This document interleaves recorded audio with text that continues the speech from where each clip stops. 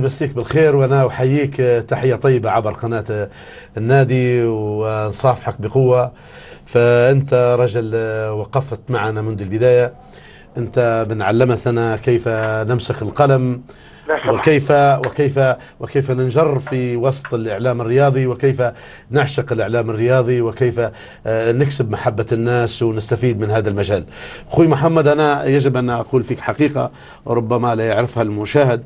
الأستاذ محمد بن راس علي، يا أستاذ عبد الجليل والكلام الجميع، هو في الحقيقة مدرسة في التعليق الرياضي. نعم صحيح. وسأبرر لك كيف الأستاذ محمد بن راس علي هو مدرسة.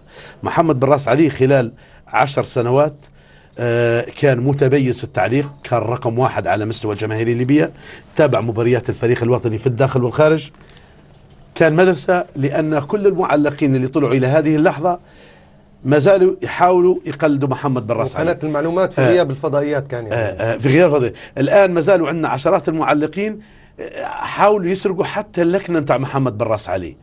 المصطلحات الرياضية اللي أدخلها الأستاذ محمد بن راس علي في مجال كرة القدم، ينظر بعين مفتوحة، الكرة البينية، كرات بالعرض، اختراق من الوسط، عشرات المصطلحات أدخلهن الأستاذ محمد بن راس علي ما كنا عارفينها. وأنا أشهد لهذا الرجل. نعم. هو أول من حرك الرياضة العالمية، سواء عبر الصحف، كان يكتب في صحيفة لا أذكرها الحقيقة أو لا أذكر، أو المنتجون لا أذكر، وكان عبر الإذاعة هو أول. وأنا تنبأت أن يتألق في الإذاعة. معنا هو على الخط الأستاذ محمد بن راس علي. أستاذ محمد، تحب تقول أي شيء؟ والله أنا نقول لي عز الدين زين، هو ديما زين، وهو خذ ركن مهم جدا في ذلك الوقت، في عندما كنا نقوم بإعداد برنامج العاشر والربع، كان ما يتطلبش معلقين، يتطلب فدائيين، لأن الثقافة الرياضية لم تكن كبيرة عند المشرعين. الوعي كان درجة أقل مما عليه الآن، وبالتالي كان المعلق الرياضي يواجه صعوبات كبيرة، وكان عرضة في كل مباراة لمتاعب كثيرة. وسائل الاتصال لم تكن بالنحو الذي عليه الآن. حقيقة عزين الزين امتلك موهبة التعليق، استطاع أن يقدم تعليق جميلة، كان جاهزا بكل معنى الكلمة، رسخ اسمه، تواجد في منطقة غنية بالكفاءات والمواهب وهي مصراتة.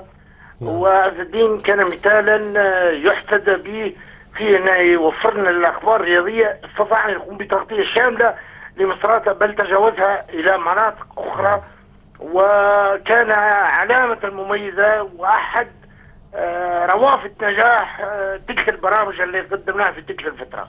أنا أحييه، ويا عبد الجليل هذا الرجل يملك موهبة حقيقية في التعليق، تعليقه حلوة وجميلة، دائما تعطيه مباراة فهو قادر على مواكبة اللعب بتعليق جميلة. حقيقة أنا أعتبر الفترة التي قضيتها مع الدين زين من الفترات الجميلة، وكان دائما نجد جاهز وبتعليقه، وكونه يقول أني نتعلم من طرف حليف، هذا تواضع منه. نعم نعم. أحييك أخوي محمد على هالملاطفة الجميلة وعلى هالتحية الرائعة اللي يعتز بها. أنا دائما أقول أن محمد بن راس علي هو اللي وراء نجاحنا، هو اللي خلانا خلية واحدة من الشرق إلى الغرب، وكنا نشتغل طاقم واحد ونحاول نقدم معلومة صحيحة للمستمع في كل مكان. وحييك دائما أخي محمد، وصدقني أنت دائما لم تغب عنا، لأنك كنت معلمنا وكنت أستاذنا وكنت من وضع اللبنة الأولى للبرامج الرياضية. كلنا نتعلم من بعض يا عز الدين. الله يحييك. الله يحييك، شكرا لك. شكرا استاذ محمد بن راس علي، شكرا استاذ محمد بن راس علي على الاتصال. في عوده لحوارنا مع الاستاذ عز الدين، طبعا قلت ان في احيانا المعلق يقلد او معلق اخر، تقليد. هو لان الاستاذ محمد بن راس علي فهمتني تميز في التعليق وما زال متميز. فالشباب اللي خرج وحب يعلق وبعاشش برنامج من الملاعب او عاش في الفترة الأخيرة، يلقى النموذج اللي قدامه محمد بن راس علي مرئيا، والاستاذ عياد الزوية مسموعا. نعم. وكانت المباراة تتبع مرئيا، العشاق المرئية أكثر، على اعتبار أن البرامج المسموعة أضيفت في الفترات الأخيرة. فمحمد بن راس علي كان مدرسة للشباب. كنا حتى احنا نستخدم في ألفاظ يستخدم فيها محمد، هو يعني وكنا نقول في كلمات يقول فيها محمد، وكنا حتى الناس تلاقي فينا في الشارع ويقول انتم ليش. واذكر ان هناك احد المعلقين، انا كنت مع محمد على الخط الهاتفي، قال لي هل نقول لك حاجه زين؟ قلت له، قال لي الناس مسكتني في الشارع، الراجل اللي علق هذا الاخ المعلق اللي علق كانوا يعتقدوني انا. فكتب بعدها المرحوم منصور صبرا ذات يوم، تناقشت انا وياه على الموضوع، وقلت له منصور اللهم اغفر له ورحمه، قلت له يا سيد منصور، ما رايك في التقليد؟ والحقيقه انا اعتز بالوصف اللي وصفه لهذا التقليد. نعم. للتقليد في التعليق الرياضي. نعم. قال لي المقلد هو كربون ويظل الاصل اصل. صحيح. والكربون قال لي ما يصلحش حاجه لا يعتد به، لكن الاصل يظل اصل. قلت له الصحيح؟ قال لي الصحيح على المعلق الرياضي ان يجد منهاج، اسلوب في التعليق مختلف على اي معلق يعني اخر، من كل مدرسه. ممكن المقلد يبقى في عبايه المقلد. بالضبط. وانا يخطر ببالي برنامج قديم كانت تبث اذاعات الجماهيريه المسموعه اللي هو ركن الهواء. نجد احيانا فنان هاوي يقلد فنان محترف ويبدع، واحيانا يقدم الاغنيه افضل منه صوتا ولحنا، ولكن عندما يألفوا له أغنية جديدة ويقول لها تعال قدمها للأمام واطلع بها، هو يتعثر ويصطدم بالفشل ويصطدم بالعرق ويصطدم بالمتاعب، وتلقاه يتراجع الخلف ويقول لا أنا لست بفنان، أنا رجل مقلد. وهكذا المقلد هو نسخة من الكربون. فعلى المعلق أن يكون متميز في تعليقه، وأن ياخذ طريق صح، وأن يبتعد عن التقليد. ونبتعد قليلا عن الأجواء بمدينة طرابلس، ونستقبل مكالمة هاتفية من الزميل عبد اللطيف الرباع المتواجد مع بعثة منتخبنا الوطني بجمهورية تونس العربية الشقيقة. عبد اللطيف، السلام عليكم.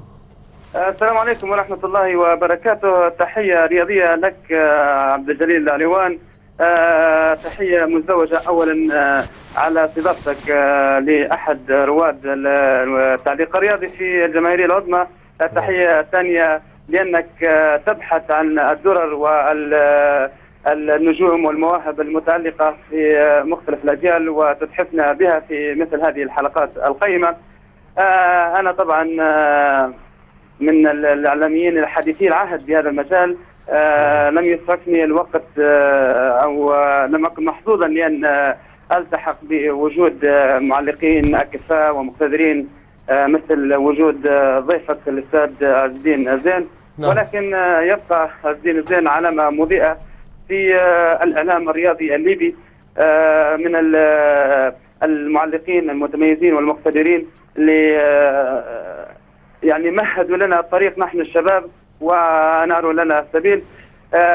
إذا كنا نحن الشباب الحاليين في مجال الإعلام الرياضي وجدنا طريق مفروش بالورود بوجود قناة رياضية مثل قناة النادي ووجود مؤسسات إعلامية أخرى في هذا الوقت، فإن